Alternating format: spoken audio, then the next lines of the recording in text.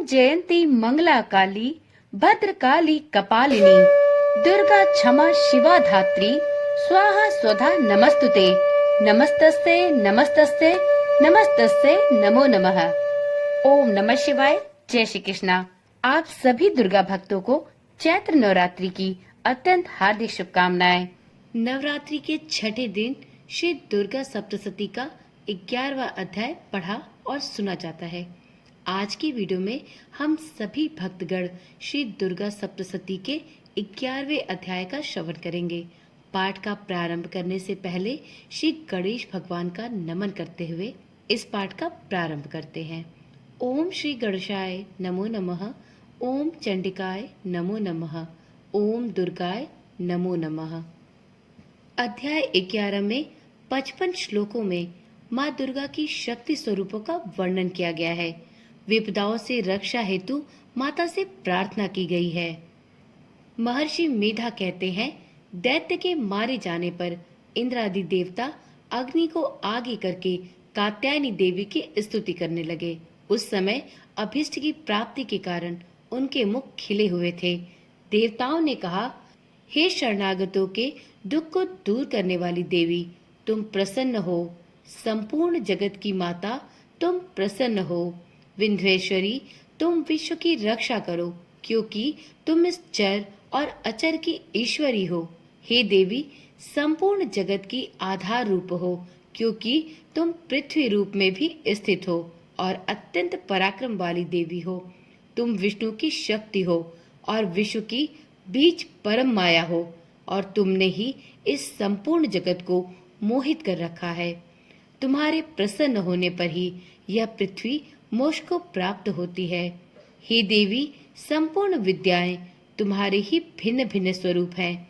इस जगत में जितनी स्त्रियां हैं वह सब तुम्हारी ही मूर्तियां हैं। एकमात्र तुमने ही इस जगत को व्याप्त कर रखा है। तुम्हारी स्तुति किस प्रकार हो सकती है, क्योंकि तुम परम बुद्धि रूप हो और संपूर्ण प्राणी रूप स्वर्ग और मुक्ति देने वाली हो। अतः इसी रूप में तुम्हारी स्तुति की गई है। तुम्हारी स्तुति के लिए इससे बढ़कर और क्या युक्तियां हो सकती हैं। संपूर्ण जनों के हृदय में बुद्धि रूप होकर निवास करने वाली, स्वर्ग तथा मोक्ष को प्रदान करने वाली हे नारायणी देवी, तुमको नमस्कार है। कला काष्ठा आदि रूप में अवस्थाओं को परिवर्तन की ओर ले जाने वाली तथा प्राणियों का अंत करने वाली नारायणी, तुमको नमस्कार है। हे नारायणी, संपूर्ण मंगलों के मंगल रूप वाली, हे शिवे, हे संपूर्ण प्रयोजनों को सिद्ध करने वाली, हे शरणागत वत्सला, तीनों नेत्रों वाली गौरी, तुमको नमस्कार है। सृष्टि स्थिति तथा संहारक की शक्ति भूता सनातनी देवी, गुणों का आधार तथा सर्व सुखमय नारायणी, तुमको नमस्कार है।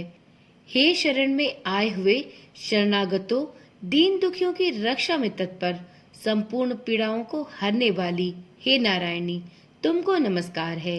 हे नारायणी, तुम ब्रह्माणी का रूप धारण करके हंसों से जुते हुए विमान पर बैठती हो तथा कुश से अभिमंत्रित जल छिड़कती रहती हो, तुम्हें नमस्कार है। माहेश्वरी रूप से त्रिशूल, चंद्रमा और सर्पों को धारण करने वाली हे महावृषभ वाहन वाली नारायणी, तुम्हें नमस्कार है। मोरों तथा मुकुटों से घिरी रहने वाली महाशक्ति को धारण करने वाली हे कौमारी रूप धारणी निष्पाप नारायणी, तुम्हें नमस्कार है। हे शंख, चक्र, शांख, धनुष रूप आयुधों को धारण करने वाली वैष्णवी शक्ति रूपा हे नारायणी, तुम हम पर प्रसन्न हो, तुम्हें नमस्कार है। हे दांतों पर पृथ्वी धारण करने वाली वाराह रूपिणी कल्याणमयी नारायणी, तुम्हें नमस्कार है। हे उग्र नृसिंह रूप से दैत्यों को मारने वाली, त्रिभुवन की रक्षा में संलग्न रहने वाली नारायणी, तुम्हें नमस्कार है। हे मस्तक पर किरीट और हाथ में महावज्र धारण करने वाली, सहस्त्र नेत्रों के कारण उज्ज्वल, वृत्तासुर के प्राण हरने वाली ऐन्द्री शक्ति, हे नारायणी, तुम्हें नमस्कार है। हे शिवदूती स्वरूप से दैत्यों के महापद को नष्ट करने वाली, हे घोर रूप वाली, हे महाशब्द वाली, हे नारायणी, तुम्हें नमस्कार है। दाढ़ों के कारण विकराल मुख वाली, मुंडमाला से विभूषित मुंड मर्दिनी, चामुंडा रूपा नारायणी, तुम्हें नमस्कार है। हे लक्ष्मी, लज्जा, महाविद्या, श्रद्धा, पुष्टि, स्वधा, ध्रुवा, महारात्रि तथा महाविद्या रूपा नारायणी, तुमको नमस्कार है। हे मेधा सरस्वती, सर्वोत्कृष्ट ऐश्वर्य रूपनी, पार्वती, हे महाकाली, नियंता तथा ईश रूपणी नारायणी, तुम्हें नमस्कार है।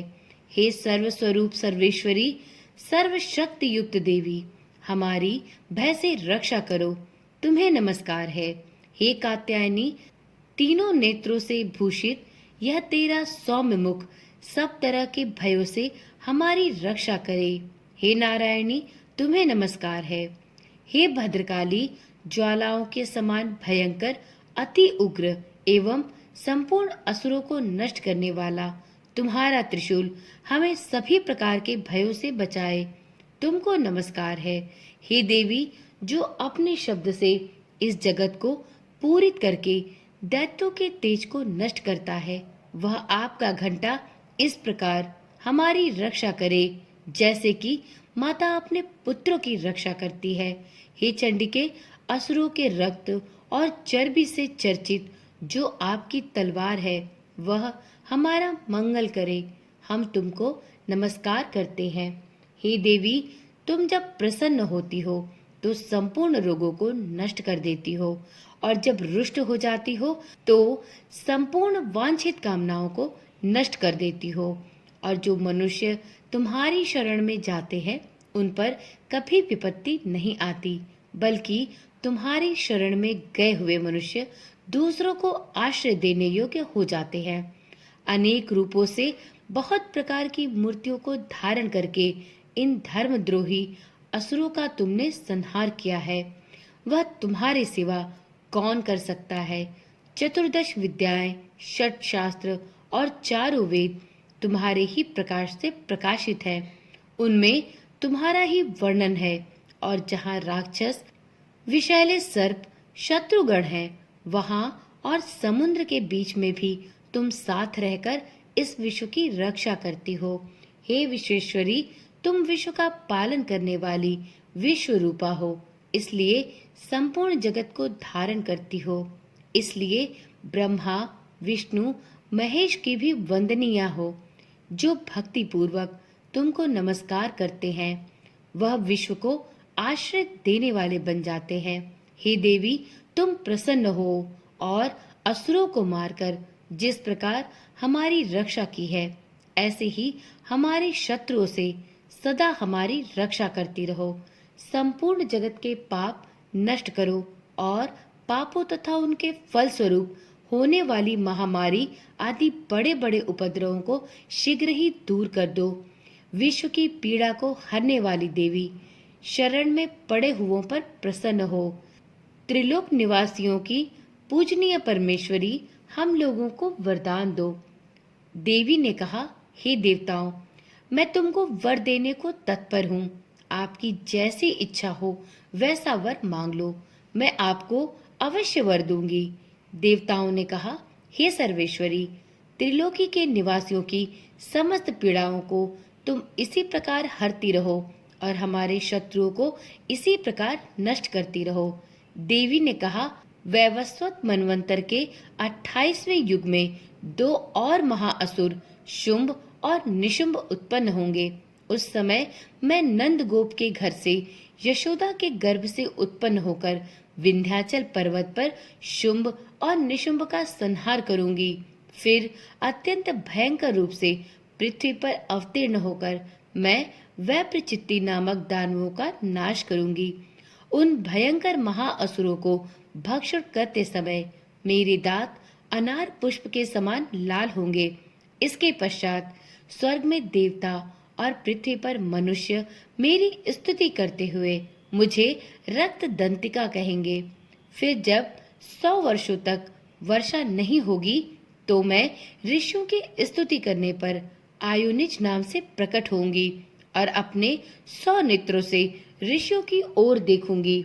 अतः मनुष्य शताक्षी नाम से मेरा कीर्तन करेंगे।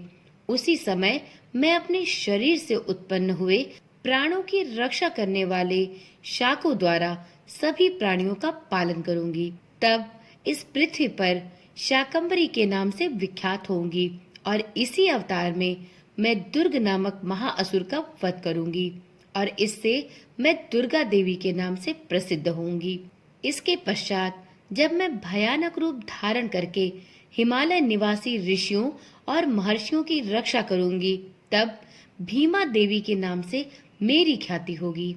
और जब फिर अरुण नामक असुर तीनों लोगों को पीड़ित करेगा, तब मैं असंख्य भ्रमरों का रूप धारण करके उस महादैत्य का वध करूंगी।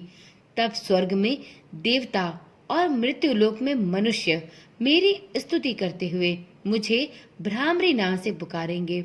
इस प्रकार जब जब पृथ्वी राक्षसों से पीड़ित होगी, तब तब मैं अवतरित होकर शत्रुओं का नाश करूंगी। इस प्रकार से श्री दुर्गा सप्तशती का 11वां अध्याय संपूर्ण हुआ। तो एक बार प्रेम से बोलिए, माँ रणचंडिका की जय हो, माँ महिषासुर मर्दिनी की जय हो। तो चलिए मित्रों, आज की वीडियो यहीं पर समाप्त करते हैं। कल मिलते हैं श्री दुर्गा सप्तशती के 12वें और 13वें अध्याय के साथ। तब तक के लिए ओम नमः शिवाय, जय श्री कृष्णा, राधे राधे।